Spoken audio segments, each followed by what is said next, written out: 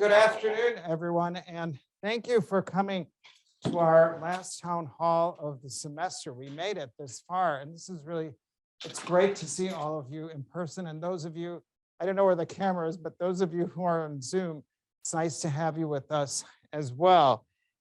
Before we begin, I think it's appropriate for us just to take a moment to reflect on the semester, our successes, our challenges, and also on the student who we lost this week in the dormitory, who had been in 2 of our CLA classes. So in your own way, let's just take a moment to reflect before we begin.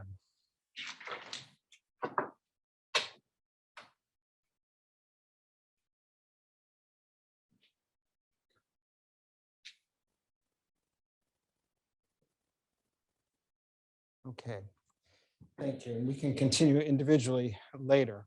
I also want to make just one practical announcement, and that is we had scheduled a holiday gathering immediately after our town hall today. We can no longer do that, right? We are no longer offering food at events on campus. So we're going to postpone that, and we'll find another opportunity in the spring semester to celebrate safely.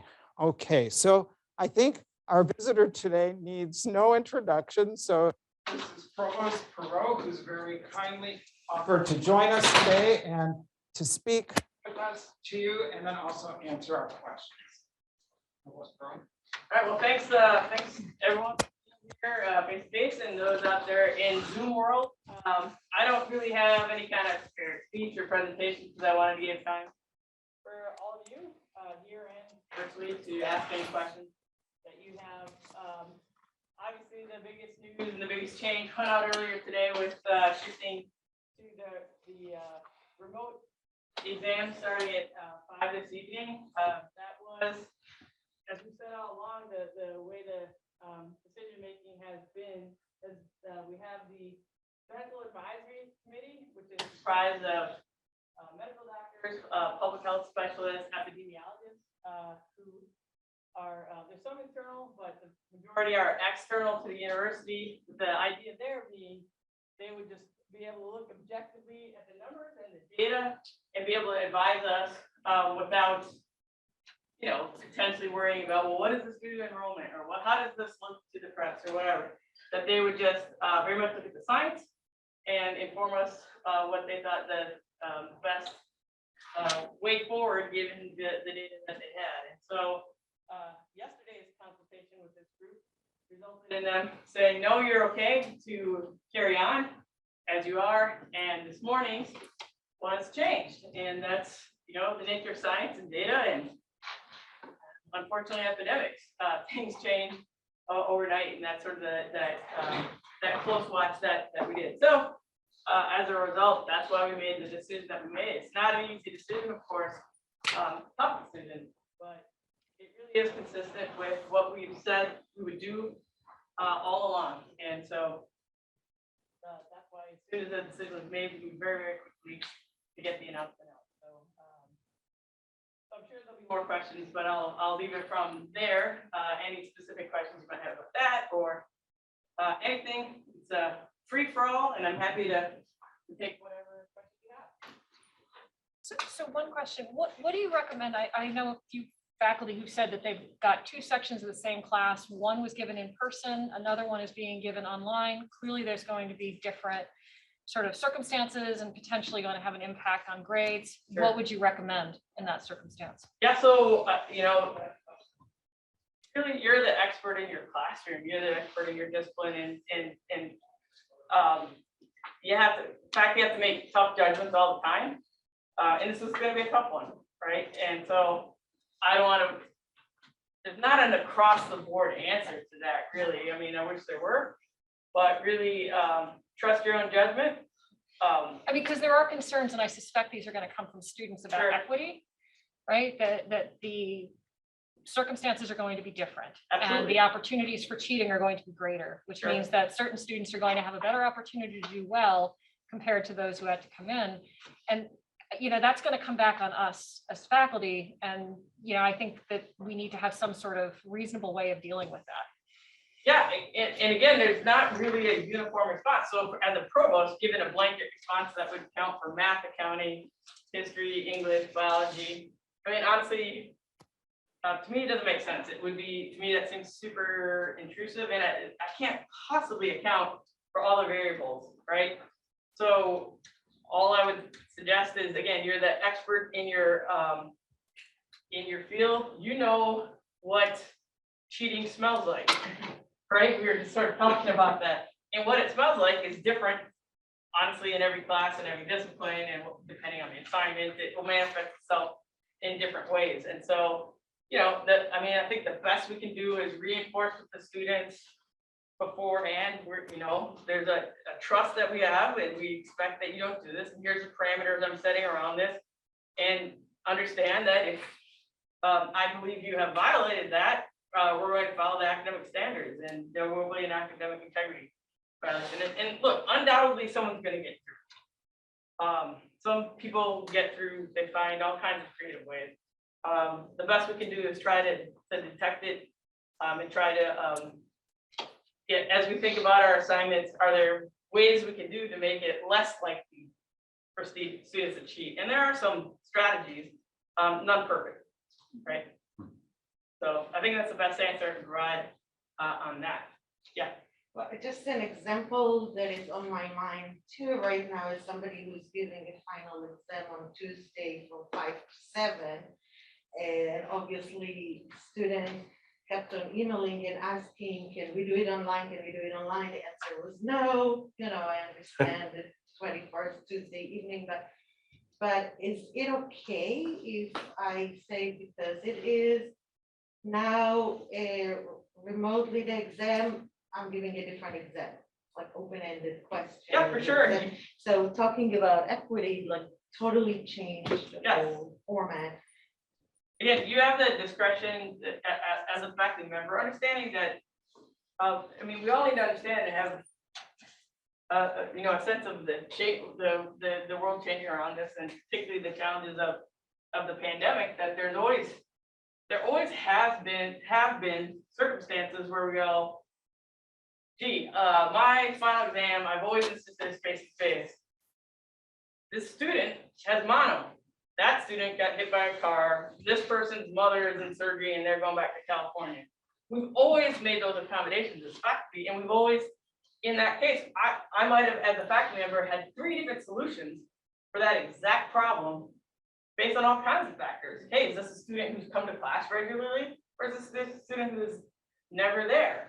Is this a student who I could see is progressing, you know? So we've always sort of done that.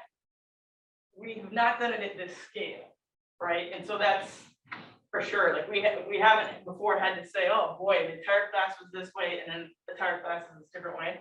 So I get it that the scale is different, but the problem itself is something we as faculty have wrestled with for a long time. So I just say, kind of harken back to how you would handle that kind of thing and think about it, but you certainly have the discretion. So to do that. So I know that just as one example, the math department, previous to this announcement, what day is it? It's so exhausting. Today's Friday, right? Friday, all day. Thursday, the math department made one of their classes, Math 231, which I'm not entirely sure what that is, but it has 500 students enrolled. They made the decision to just make the final optional. So students for whom who thought that, hey, I might be able to raise my grade with this, sure, you can take it, and others, hey, I feel good about the grade I have, I'm going to stay. And that was a decision that they made as a collective, as faculty.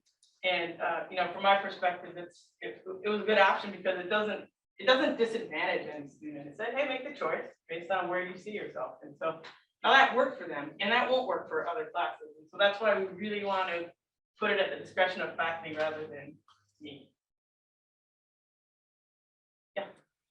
So I have a question about the decision to not require boosters for the spring, and I actually have 3 questions.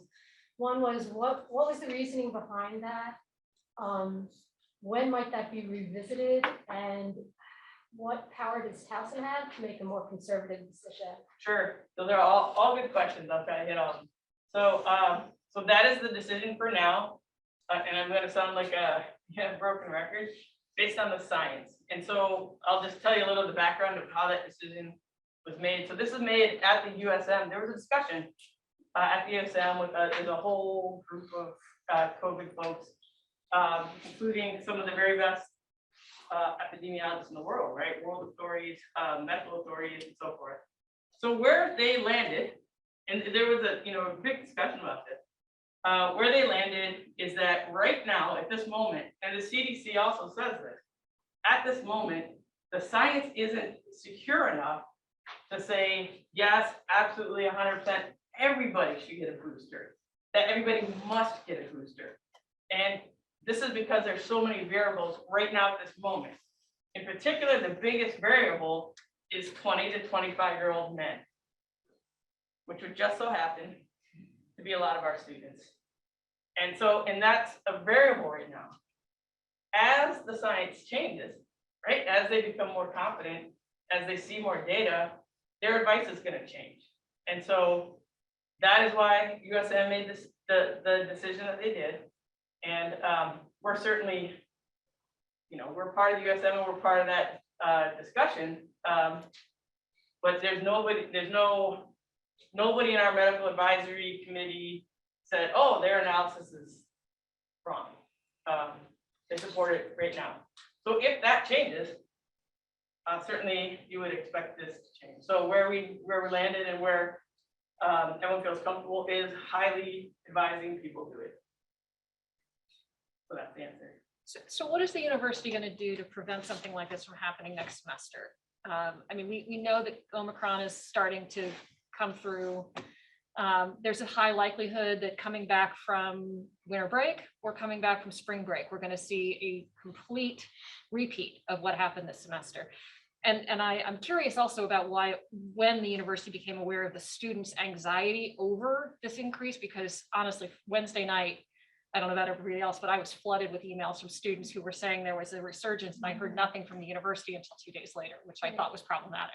Well, the data didn't back it up So, yeah. at that time. Yeah, I got actually 2 questions about. One has to do with why the university didn't address the student concern, but the other is what is the university going to do to prevent this from happening again?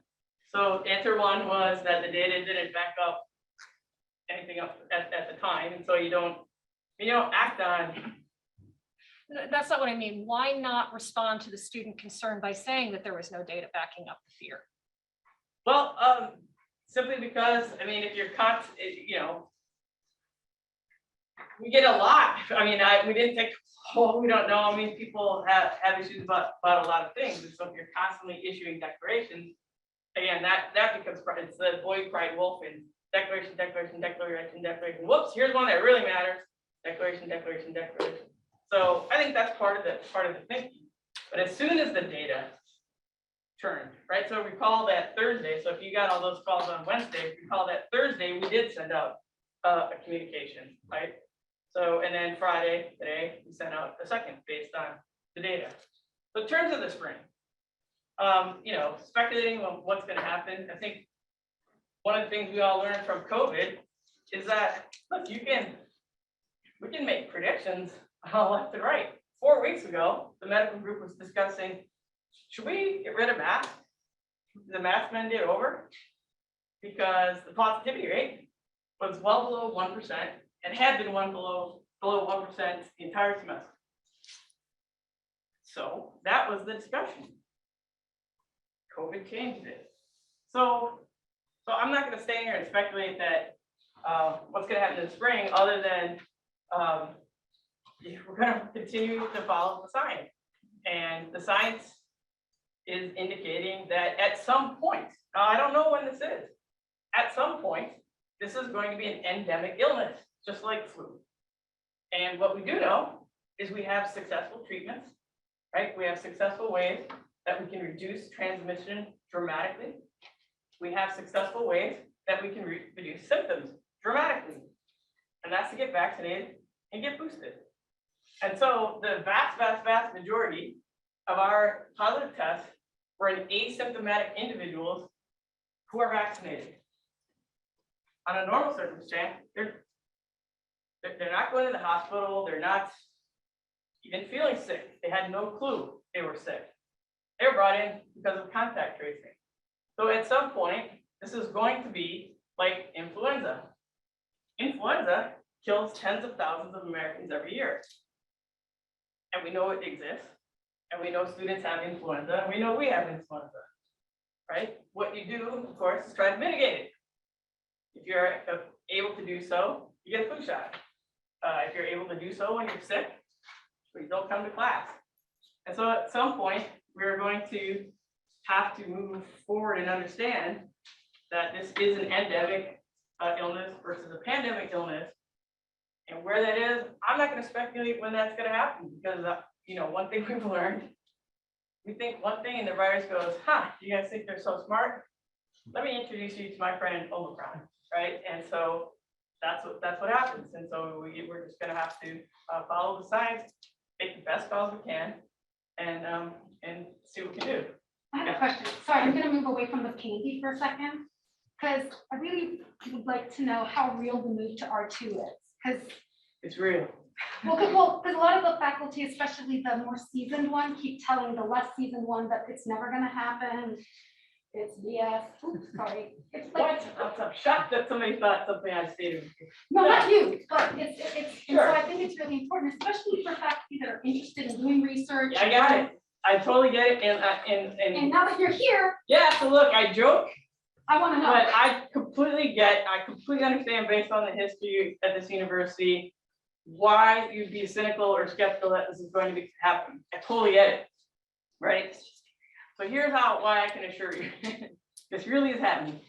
We sort of, the reason or one of the reasons, we very quickly went to moving to the 9-month contract is the signal we're serious. So the 9-month contract, the only thing it affects is faculty who write grants. Those faculty who, if in those grants, they're seeking summer money, all of those faculty just got a massive raise, right? By that stroke, which faculty who've been here for a long time, you've been told all along, it's impossible for TU can't do a 10-month contract, can't be done, can't be done, can't be done. Guess what? It's done.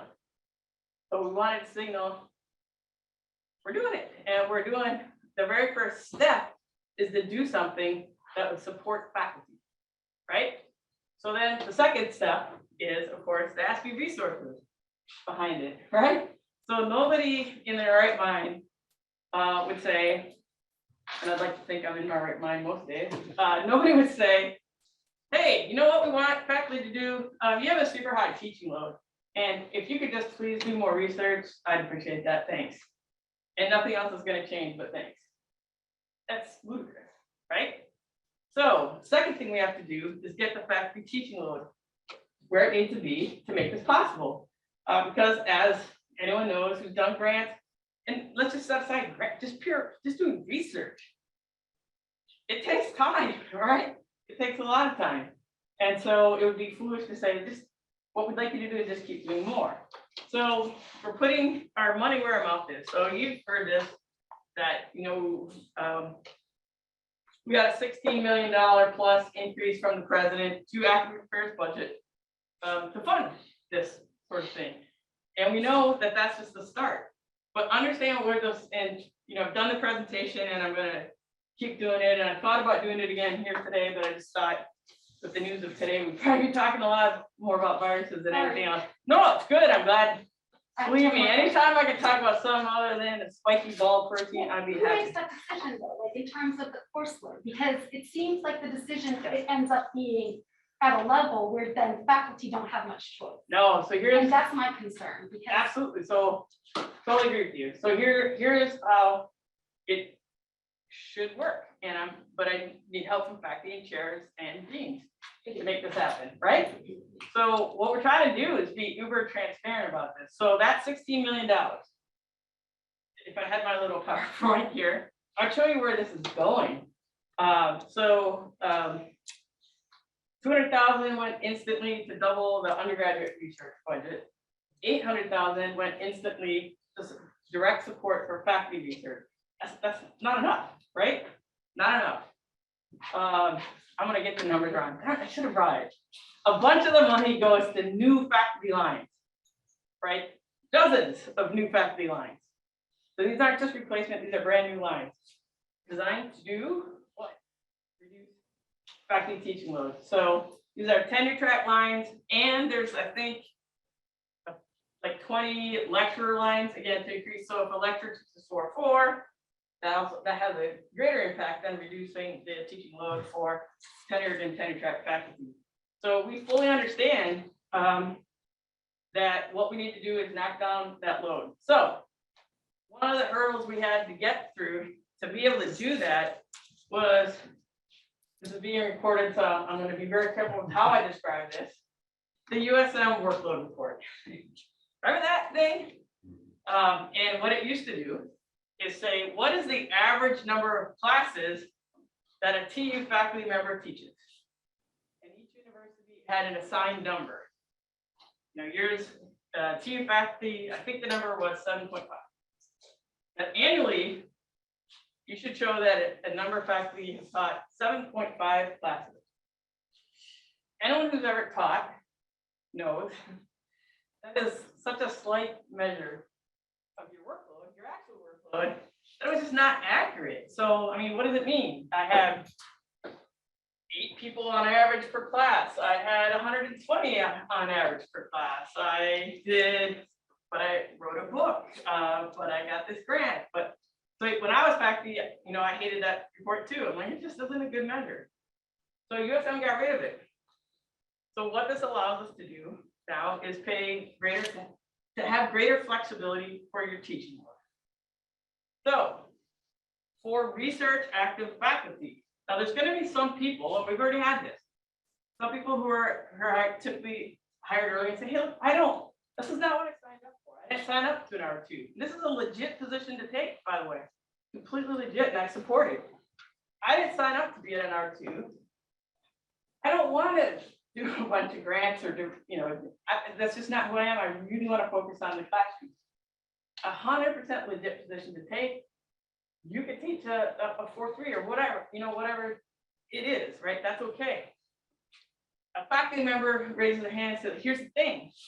I have a WIP contract. I have this cool idea to do this research. I'm writing this grant.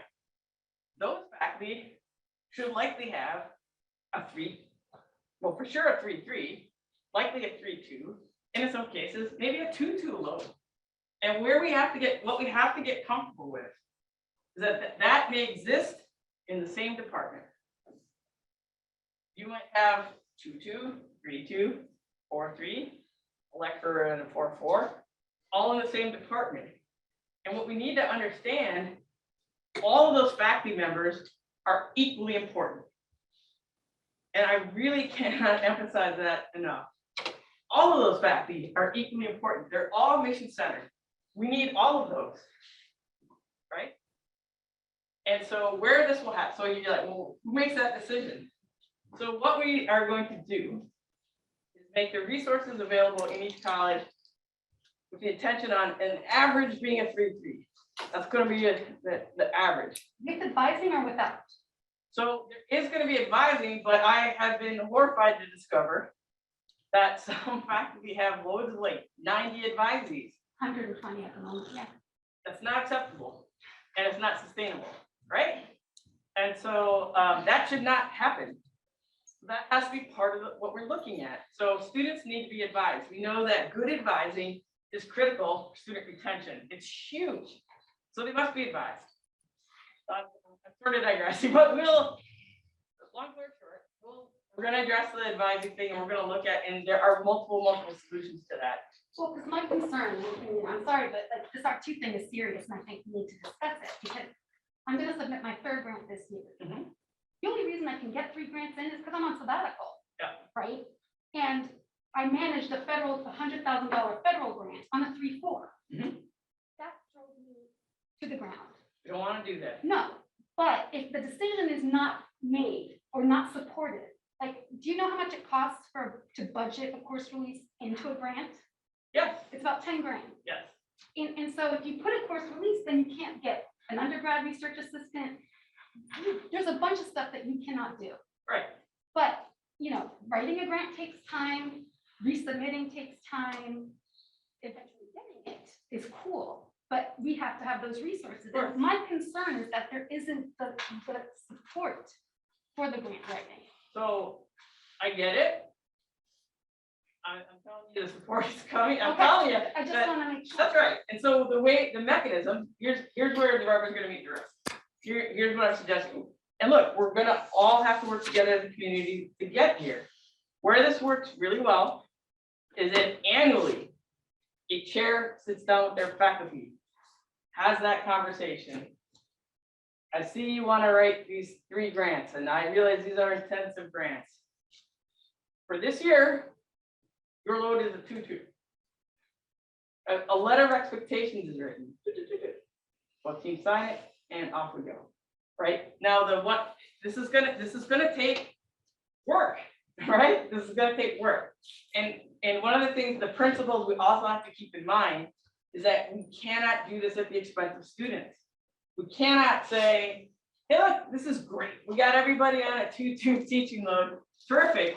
I mean, the students can't graduate in 4 years because we're not offering enough classes, but you know, no biggie. Right? That's kind of like an R1, a bad R1 approach. We still want to, we're absolutely committed to our student success, and we're absolutely committed to the notion that students should be able to graduate in 4 years. And I want us to actually double down on that. And so there's not, it's going to be a department by department conversation. And again, people need to understand that there's going to be flexibility. And so it might be a 3-2 or a 2-2 this year. That might be next year. Hey, look, I'm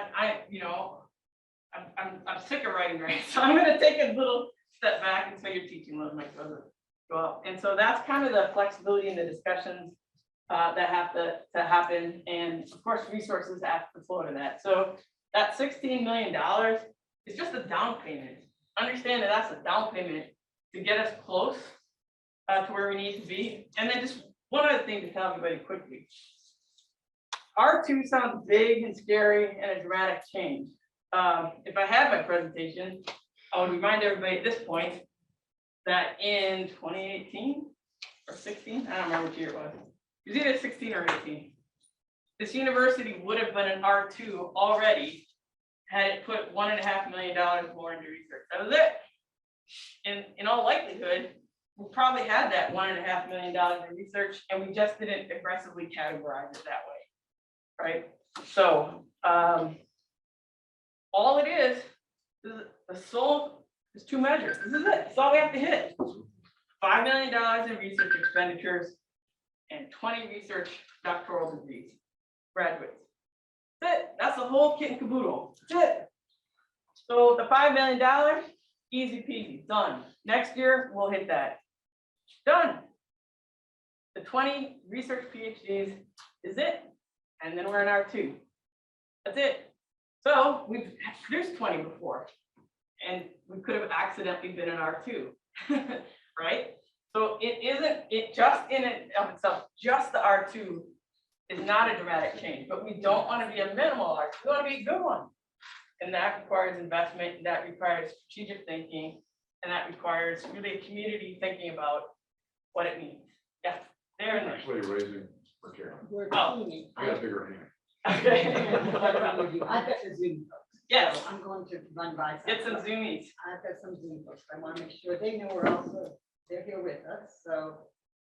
And some of our folks still have concerns about COVID. One question is, if a student in this spring, if a student in our class has COVID, will we be informed? So you'll, just as it was this year, it's based on the contact tracing thing. So what happens is student, faculty, or staff comes up positive, either through our testing or through the required reporting through quick scan. Okay, that triggers the contact tracing. Some of you may have had that happen to you. And so the contact tracer would contact the student and say, well, tell me about yourself. Are you vaccinated? Yes, no. If you were in the, did you take fast? Yeah.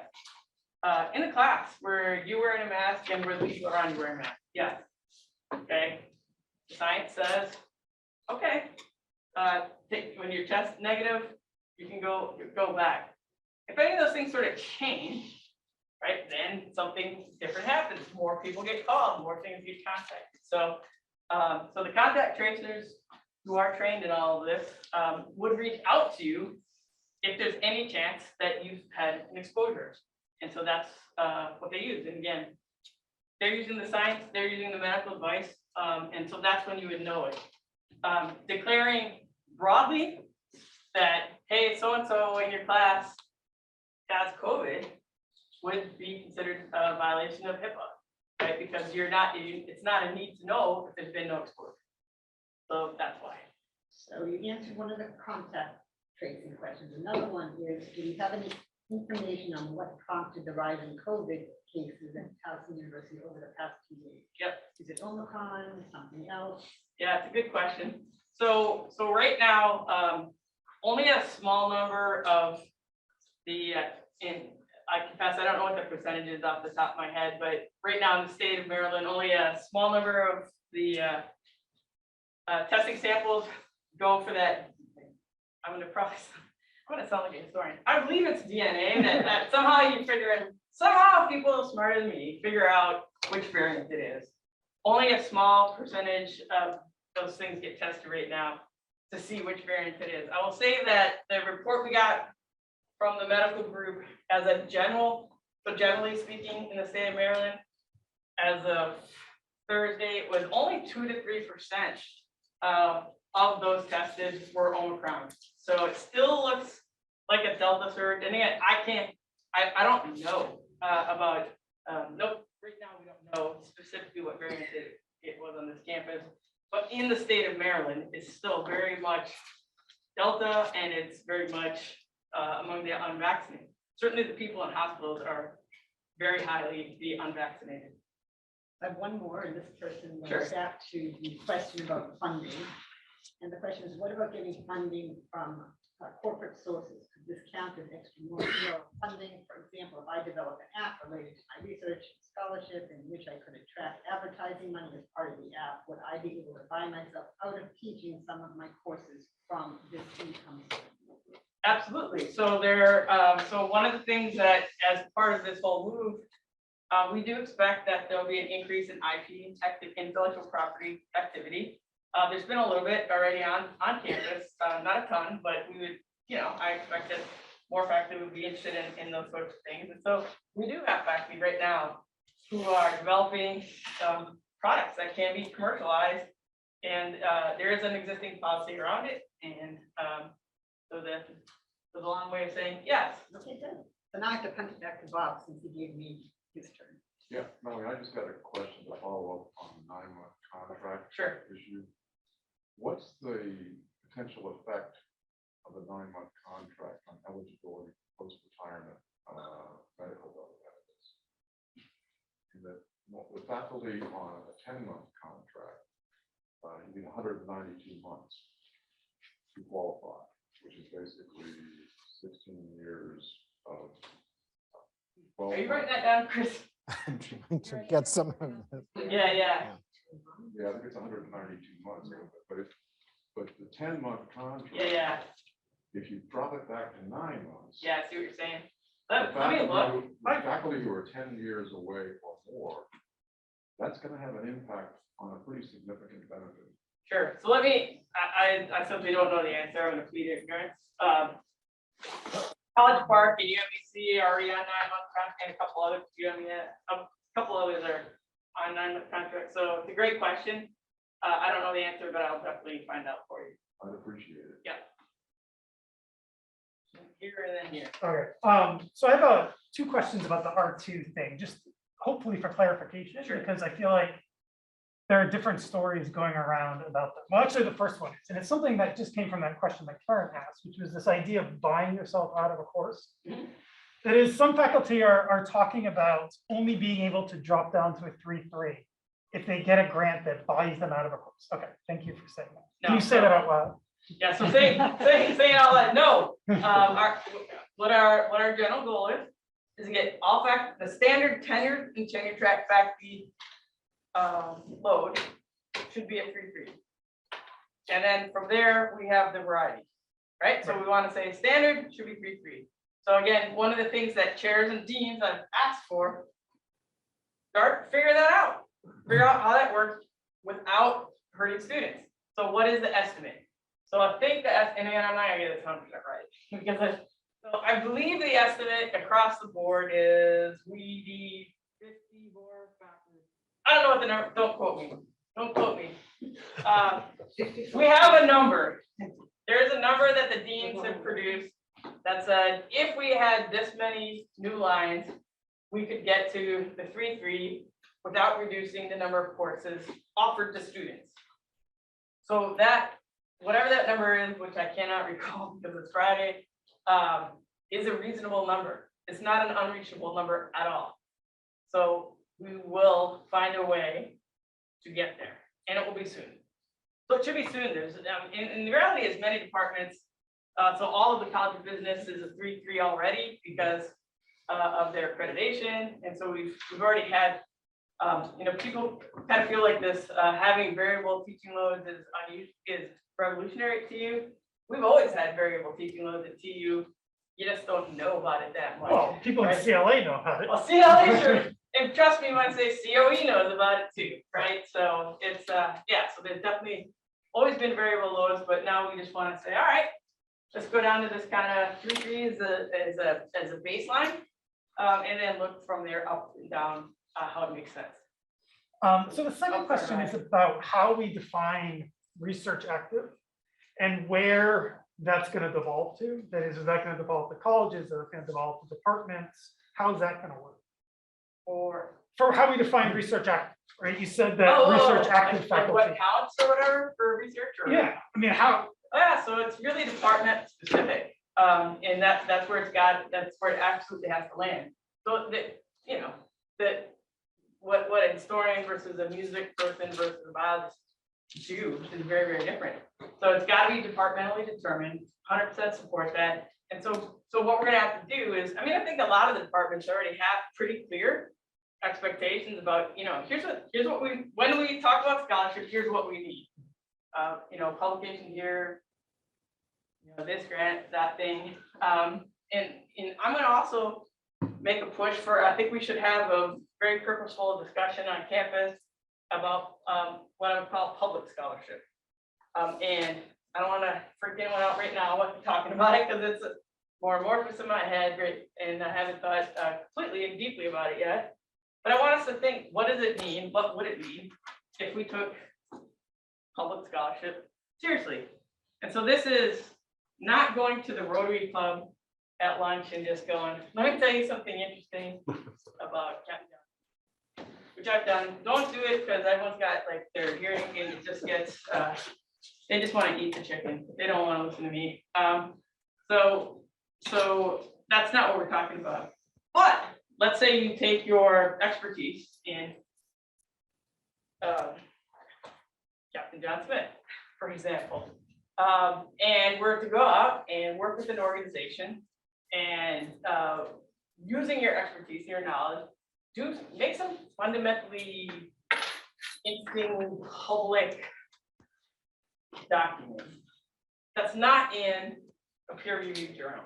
That's not that typical thing, but you've created this experience, again, using your scholarship that has a public impact. Should that not count? And how it counts in all of that has to be departmentally determined. But let's have that, I think we ought to have that discussion because I know we have lots of faculty who are increasingly interested in that kind of work. And, I'll speak for myself. What is, we look at research impact and we measure it and you go, this journal article you published got cited by X number of people in this level of journal, and therefore your research score is carry 1, 6, right? We have this formula. But if you want to talk about research impact, if you did a public event, a thing, change the high school curriculum based on your scholarship, reach more people? Didn't your scholarship have a bigger impact? And we say, we're here, leadership for the public good. Is the public good best served, or at least in part served, by using your scholarship in that way? I say this. Now, how that's manifest, I just can't emphasize this enough, is departmentally and disciplinary determined. It's not determined by a provost. It can't be. It also can't be, I'm sorry, determined entirely by ideas. Dean should have that conversation. But within the College of Liberal Arts, I'm absolutely certain that there's such a variety of what scholarship means that the department thought to talk about it. So I just kind of went on a long thing because I'm really pretty passionate about it, Christian. Sorry about that, but long story short, too long don't read. Department, right? And get it in writing. Get these things memorialized in writing so that there's no confusion. There's no, where it gets really cloudy is somebody who's on the tenure track, the rules change midstream. I thought I was doing public scholarship. No, you weren't. Get everything in writing, and it just makes everybody feel more confident about where they're going and what we're doing. I got here first, and then I'll jump to Karen. I'm very, very excited about the R2 transition. So does the university, I have two questions. So does the university have a clear timetable for the transition? Like there's a 5-year plan to materialize the proposal you have just mentioned.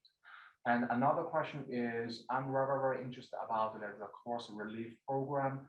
So, and for like a tenure faculty like me, probably the best way to generate more research is like a sabbatical. And so instead of like 2-2, is it possible to have like a 4-0? So it's a great question. And a related question is Yeah. how to get this kind of course relief? Is the process, what's the process? It's like a internal grant application, similar to the internal grant application process, like writing a proposal, or what's. So I think there's, to be honest, I just have to say more to come, because I think it's going to be, we're pretty early stages in this. So let me take your first question first.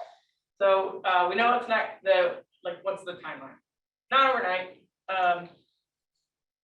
We have a 5-year strategic plan. My expectation is that it's probably going to take 5 years, and the reason why is not that the financial, like I said, the financial investment's easy. We'll have that next year, right? Because we've committed to putting the much resources there. That's easy. The other measure is doctoral degrees. We got to get them to graduate, right? And so that can't happen tomorrow. We can't just throw a bunch of money and say, please suddenly graduate. So that's going to take a little bit of time. We know we have a lot of people in the pipeline in these degrees. Like we have enough people in the pipeline. It's just that many of them are taking quite a long time to graduate. So one solution that we are looking at, or potential solution, is, we've asked the question, why is it taking so long? Well, most are working full time, right? And taking a class here, taking a class there, doing this sort of thing. So it would stand to reason that if we invested in our graduate students in these particular programs and said, you know what we're going to do? We're going to give you a research fellowship that's a significant enough financial support that you can either not work at all or cut from full-time to part-time. You think this can accelerate your degree completion? And we can do that sort of thing. That's what, you get a double bang for your buck. You've invested in research and you get somebody moving to complete their degree. So there's strategies like that that we can do. So it's going to be a whole bunch of different levers. Now, as for the sabbatical, sorry, Karen, just real quick. No, it's not mine. So a sabbatical is a very defined benefit, and we can't just start increasing sabbaticals that way because we have to remember we're answerable to the taxpayers of the state of Maryland, and whenever we say you get a full semester not teaching, we have to be super accountable for that. And I would say of all the things we get audited for, by far the single biggest thing is sabbatical, and it just happened about 4 weeks ago. They don't announce it. They show up in my office. They go, we want to see all your paperwork related to sabbatical. We want to see the applications. We want to see the ones granted. And we want to see the follow-up paperwork that's required to show what they did. Bing, they'll show up on a Tuesday. It is the biggest thing we get audited on. And so we have to be super careful with that. Yes. So I have someone from Zoom, and I know Jennifer had a question too, so let me. How about we Zoom first and then back to your. This person just wanted to know, had the comment, some universities allow faculty to choose their contract length. Could they choose to be on a 10-month contract? No. So the reason for this is it's pretty clear under our system, it's one or the other. And so that I have a pretty easy There we go. answer for, yes. Yeah, So I think that some concerns that people are expressing or that I'm hearing here about are maybe is about an anxiety that there's no guarantee of consistency. So what you said about flexible teaching load makes sense. And obviously that's going to be different inside departments and among departments and across colleges. But I think that one concern is that if there's this idea that chairs are making all the decisions, and it's up to the chair to, do whatever they want, basically. And so I think that what you mentioned about having a conversation and having it written down on a form would be really fantastic, maybe to assuaging some of the anxieties that Absolutely. are happening around that. And so I'm wondering, is UPTRM or the Provost's office thinking of developing a form that chairs would then fill out with faculty members every year? And obviously that adds to the chair's workload, but I can't think of another way. yeah, in a way it simplifies We it, have right, the Christian? AR2. I mean, that's what the AR2 is. Exactly, But nobody ever talks about it. I know, but we could use it. right, exactly. That would And be so great. And we you sign it, we right? already do it. It's just that the chairs and faculty haven't been empowered to say, and let's talk about teaching load, because that's always been what it is. So Right. from my perspective, it's really kind of just tweaking that process a little bit.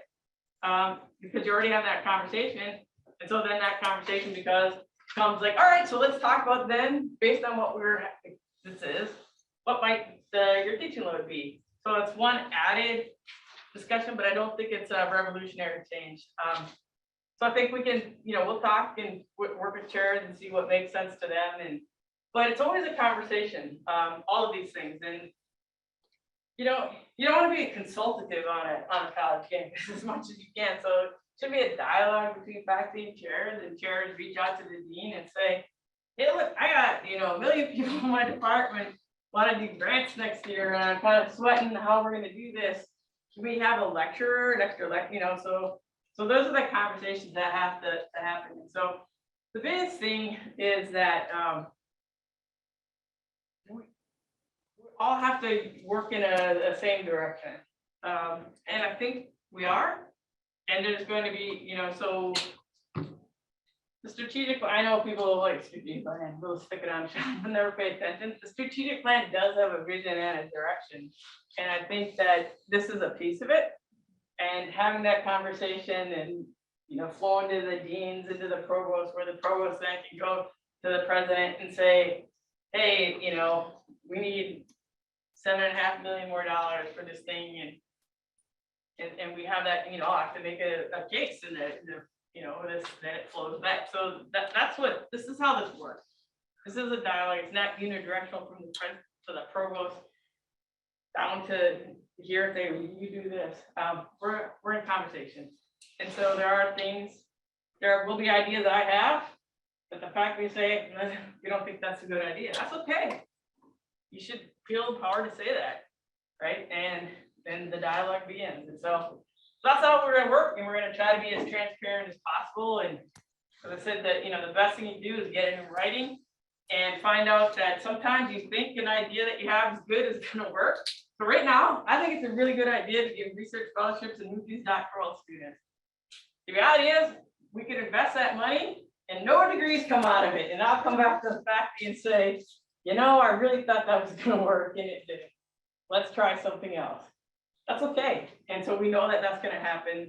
And we just know that the intent there was this, and we were transparent about where the money went, and we're transparent about whether it worked or it didn't work. So that's kind of the goal. I think this will be.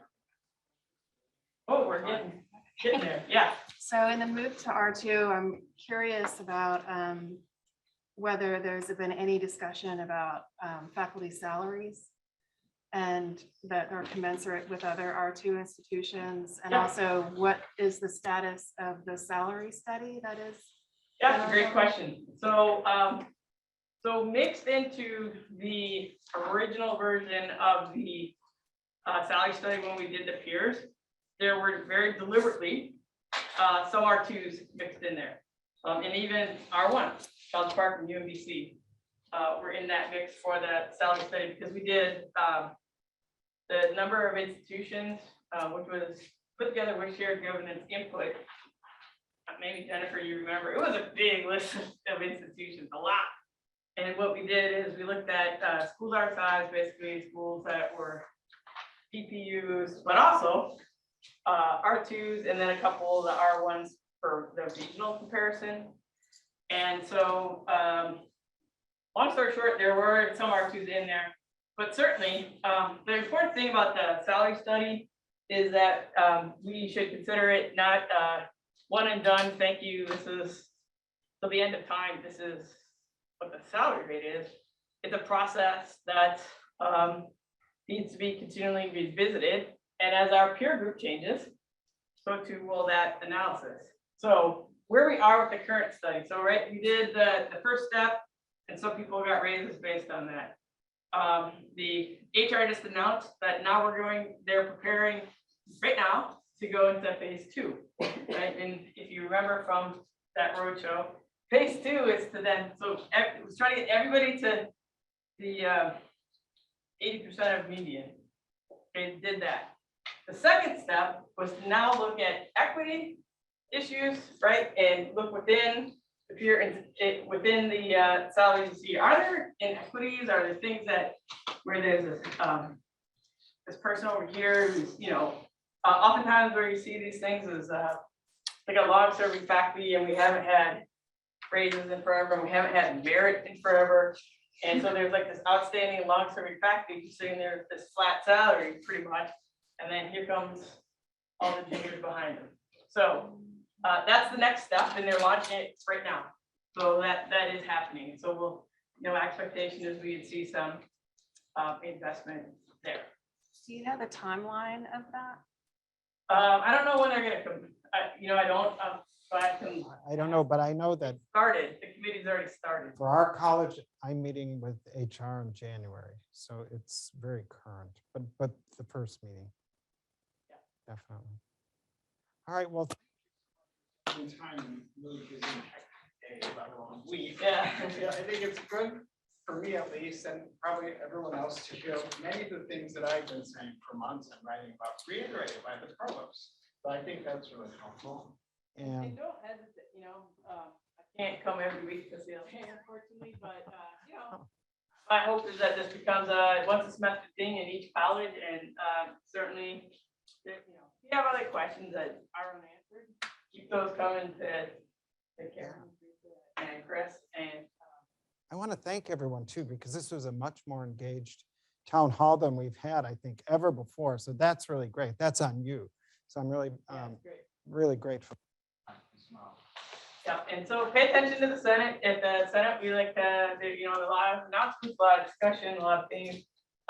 We'll be having so this year is faculty welcome back, where I rolled out the R2 was, it was COVID time. So we had, I don't know, not a great turnout, but because that's what it was. But those are the sorts of things where we want to communicate big ideas and get that kind of feedback and thinking.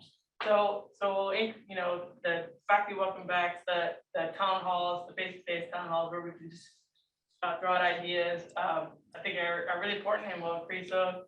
And my paltry little newsletter will get better, and we're hoping to make that, to increase that a little bit and get some thinking and ideas out there for people to see, like some of the things that we're thinking about, like this public scholarship idea, things like that. So stay tuned, set dialogue, so feel free to shoot me. We aren't always gonna agree, that's for sure. I'm not always gonna be right, that's for sure. But keep the dialogue going, and I think we're all moving in the right direction. All right, thank you. And thank you, everyone. And I think we can end at this point. All right. So good luck with what's left.